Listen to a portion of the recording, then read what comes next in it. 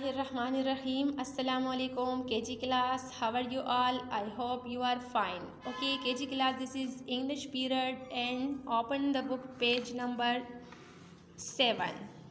And today our topic vowel O sound. कल हमने vowel I sound पढ़ा था और आज हम पढ़ेंगे vowel O sound.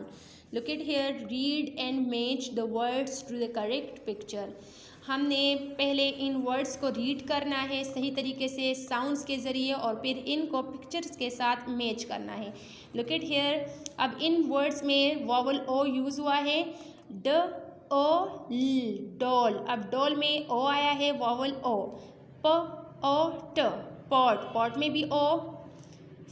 र ओ ग फ्रॉग. फ्रॉग में भी ओ है. Ox ox. ख ल ओ ख क्लॉक. सी के जहाँ पर भी एक साथ लिखा जाता है उनका साउंड फिर ख होता है. Y O Y O yo.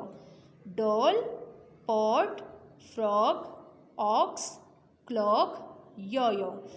Okay students, look at here. Doll. अब डॉल को हमने पिक्चर के साथ मैच करना है. डॉल, ये डॉल है. Pot, get here. Frog, this is frog.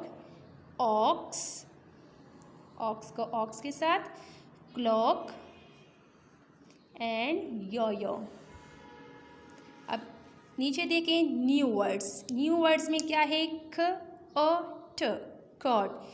In new words में भी वॉवल ओ यूज़ हुआ है, आप लोग देख सकते हैं.